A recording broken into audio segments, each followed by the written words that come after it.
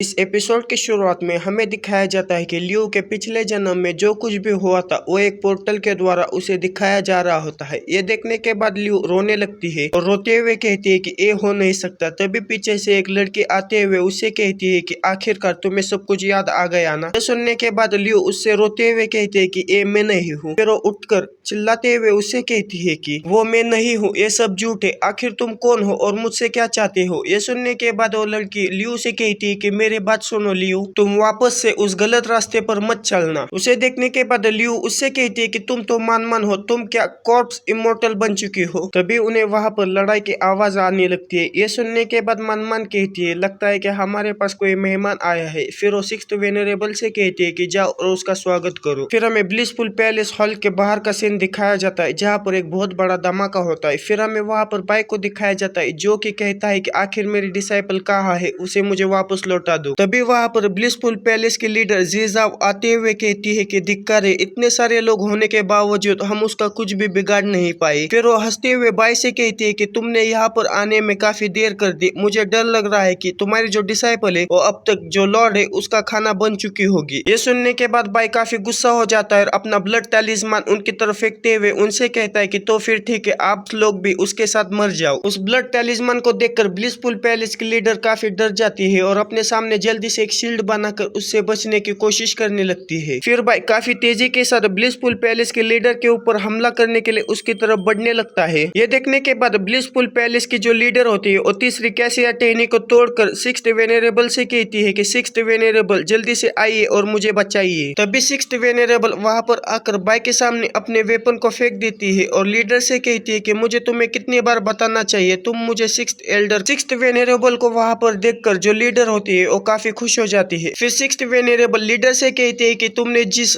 Cassia Teni का इस्तेमाल किया था वह आखिरी कैसिया टेनी थी जिसकी वजह से अब हम एक दूसरे के कर्जदार नहीं है। सिक्स्थ वेनेरेबल को देखकर बाई कहता है कि एक क्रॉसिंग ट्रिब्यूलेशन स्टेज वाला डेमन मास्टर, क्या तुम वही लॉर्ड हो जिसके बारे में ये सारे बातें करते थे? ये सुनने के बाद सिक्स्थ वेनेरेबल उससे कहती है कि आखिर मैं तुम्हें क्यों जवाब दूं, तुम अपना मुंह बंद रखो और अपने काम से काम रखो। ये सुनने के बाद बाई काफी गुस्सा हो जाता है और अपने ऑरा को रिलीज करते हुए कुछ पत्थरों का हवा में उड़ाने लगता है और उससे कहता है कि तुम्हें कर्ज देने की कोई भी जरूरत नहीं है, मैं तो सिर्फ यह जानना चाहता हूँ कि आखिर मेरी डिसाइपल कहाँ है। ये सुनने के बाद सिक्स्थ वेनेरेबल उसे चिढ़ाते हुए उससे कहती है कि क्या तुम उसके मास्टर हो, और तो और मैं तुम्हें उसके बारे में कुछ भी नहीं बताऊंगी। ये सुनने के बाद बाई चिल्लाते हुए उससे कहता है कि अगर ऐसी बात है, अगर तुम डेमन मास्टर भी हुई तब भी तुम मुझे नहीं रोक पाओगे। इतना कहने के बाद बाई जल्दी से अपने पावर का इस्तेमाल करते हुए सिक्स्थ वेनेरेबल को अपनी तरफ खींचता है और उसको उसके कानों से पकड़ लेता है। ये देखने के बाद लीडर चिल्लाने लगती है। उसे चिल्लाता देख सिक्स्थ वेनेरेबल उससे कहती है कि आखिर तुम क्यों चिल्ला रही हो? ये फुल अभी तक रिवॉल्विंग लाइट स्टेज पर है, तुम्हें क्या लगता है कि वो मेरा कुछ कर सकता है? ये सुनने के बाद बाई जल्दी से उसे झुका लेता है। ये देखने के बाद सिक्स्थ वेनेरेबल उससे कहती है कि आखिर तुम क्या कर रहे हो, मुझे छुओ मत। फिर बाई अपनी golden emperor heavenly might technique का इस्तेमाल करता है जिसकी वजह से उसके पीछे एक बहुत बड़ी एनर्जी से बनी हुई उसके जैसी एक इमेज तैयार हो जाती है और बाई सिक्स्थ वेनेरेबल से कहता है कि मैं तुम्हारे जो ड्रम है उसे बजाने वाला हूँ। इतना कहने के बाद बाई लगातार उसको मारने लगता है। ये देखने के बाद सिक्स्थ वेनेरेबल उससे कहती है कि अगर तुम नहीं रुके तो मैं तुम्हारे टुकड़े टुकड़े कर दूंगी। यह सुनने के बाद बाई और भी ज्यादा गुस्सा होता है और उससे कहता है कि तुम्हारी जो जबान है वो कुछ ज्यादा ही तेज चलती है। इतना कहने के बाद बाई और जोर से उसके ड्रम को बजाने लगता है और उससे कहता है कि जल्दी से बताओ कि आखिर मेरी डिसाइपल कहाँ पर है। सिक्स्थ वेनेरेबल को इतनी अजीब तरह से पिटता देख जो लीडर होती है वो काफी हैरान हो जाते हैं और उसके पास कोई भी शब्द नहीं होते कहने के लिए। फिर सिक्स्थ वेनेरेबल बाई से कहती है कि रुको रुको, मुझे मत मारो, मुझे मत मारो, मैं तुम्हें बताती हूँ कि आखिर तुम्हारी डिसाइपल कहाँ पर है। यह सुनने के बाद बाई सिक्स्थ वेनेरेबल को छोड़ देता है। फिर सिक्स्थ वेनेरेबल बाई से कहती है कि मैं तुम्हारे डिसाइपल के साइड पर हूँ और रही बात ब्लिसफुल पैलेस की मदद करने की, ये इसलिए मैं कर रही थी क्योंकि उनका एक एहसान मुझ पर था जो कि अभी खत्म हो चुका है। यह सुनने के बाद बाई उससे कहता है कि इसका मतलब ये है कि मेरी जो डिसाइपल है वो सेफ है, तुम्हें ये पहले बताना चाहिए था ना, अगर तुमने इसे पहले बताया होता तो तुम इतनी नहीं पिटती। फिर बाई उससे कहता है कि जल्दी से मुझे उसके पास लेकर जाओ। यह सुनने के बाद सिक्स्थ वेनेरेबल चिल्लाते हुए उससे कहती है कि आखिर तुम किस तरह की बातें कर रही हो, पेन की वजह से मैं मरने वाली हूँ। ये सब देखकर लीडर अपने मन में कहती है कि जो पर्सन की स्ट्रेंथ है वो काफी डरावनी है, यहाँ तक कि जो लिटिल सिक्स्थ वेनेरेबल है वो भी उसे हरा नहीं पाई। फिर लीडर हंसते हुए कहती है कि लेकिन ये काफी अच्छी बात है, जो सिक्स्थ वेनेरेबल को सैक्रिफाइस करने का पेन है वो मुझे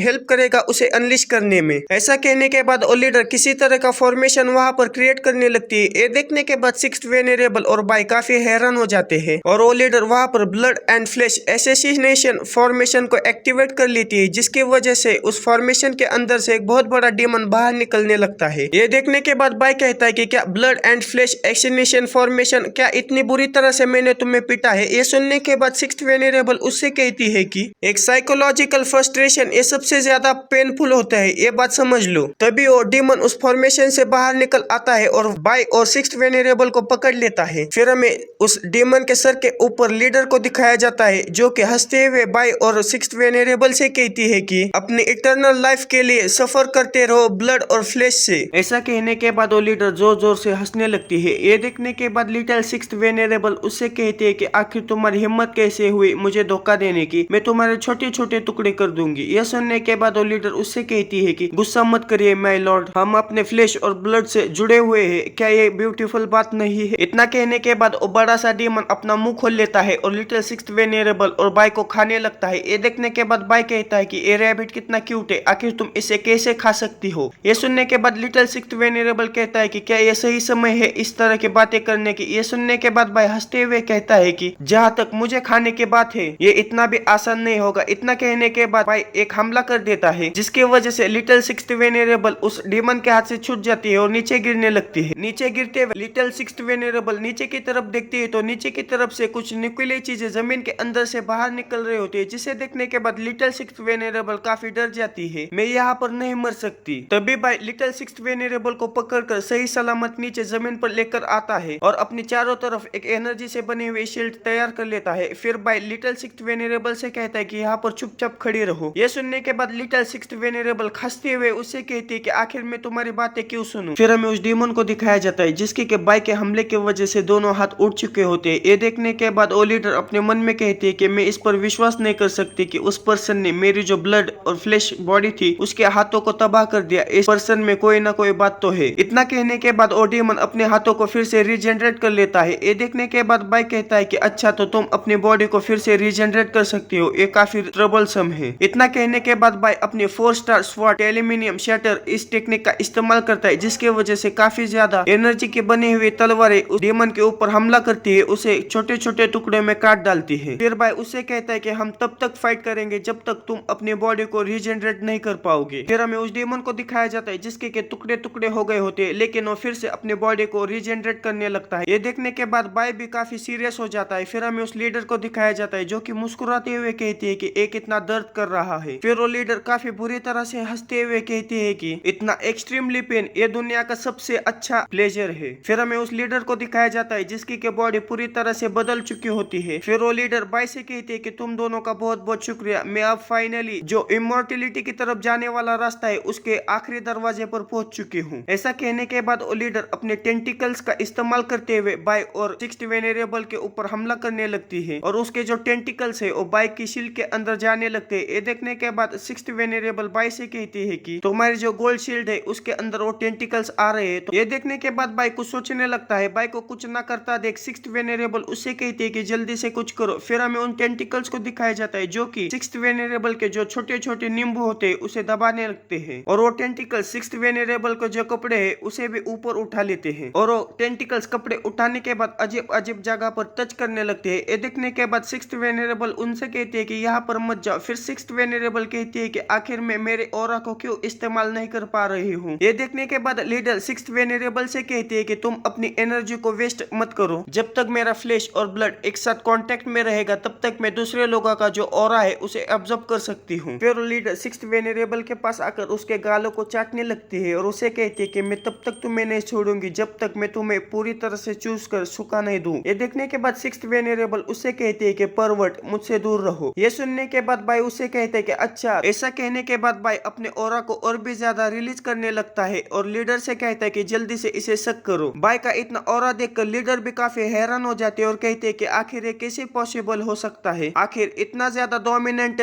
ऑरा इस दुनिया में कैसे हो सकता है। फिर हमें उस लीडर को दिखाया जाता है, जिसको कि ऑरा शक करने में काफी तकलीफ हो रही होती है और कहती है कि ये ऑरा कितना ज्यादा है, मैं ओवरफ्लो हो रही हूँ। इतना कहने के बाद ही जो लीडर होती है उसकी जो बॉडी होती है वो तबाह हो जाती है। ये देखने के बाद सिक्स्थ वेनेरेबल बाई से कहती है कि इस बार वो सच में मारी गई ना। ये देखने के बाद बाई कुछ सोचते हुए कहता है कि अच्छा तो ये ऐसी बात है, ये जो अपनी फ्लैश और ब्लड फॉर्मेशन है ये इसका इस्तेमाल अपने आप को अर्थ वेन से कनेक्ट करने के लिए कर रही है। फिर हमें उस लीडर को दिखाया जाता है जो कि फिर से रीजनरेट हो रहे होते और बाई से कहती है कि हाँ तुमने सही कहा और मैं तब तक नहीं मर सकती जब तक कि जो अर्थ वेन है वो पूरी तरह से एग्जॉस्टेड ना हो पाए। ये सुनने के बाद बाई कहता है कि मेरे पास सिर्फ एक ही रास्ता है। ऐसा कहने के बाद बाई अपने हाथ को काट लेता है और अपने ब्लड को आसमान की तरफ फेंक देता है और मैं अपने ब्लड को एज अ सैक्रिफाइस यूज कर रहा हूँ। इतना कहने के बाद वहां पर एक बहुत बड़ी उसके जैसे दिखने वाली एक एनर्जी से बनी हुई इमेज तैयार हो जाती है और वो इमेज अपने हाथ को सामने की तरफ करते हुए जो लीडर होती है उसके ऊपर प्रेशर बनाने लगती है और उसे सील करने लगती है। और भाई उससे कहता है कि ये सीलिंग काफी होनी चाहिए, लेकिन लीडर उससे कहती है कि ये यूजलेस है, तुम मुझे सील तो कर लोगे लेकिन तुम मुझे मार नहीं पाओगे। ये सुनने के बाद भाई जल्दी से अपने एक्स को बाहर निकाल लेता है। उस एक्स को देखकर लीडर कहती है कि आखिर तुम एक ब्रोकन एक्स से क्या कर सकते हो। फिर भाई अपनी एक्स की मदद से दो स्लैशेस सामने की तरफ करता है और जिन अर्थवेन से जो लीडर कनेक्टेड थी उन अर्थवेन को एक ही साथ काट देता है। ये देखने के बाद लीडर भी काफी हैरान हो जाती है और कहती है कि आखिर तुम एक ही समय पर दोनों अर्थवेन को कैसे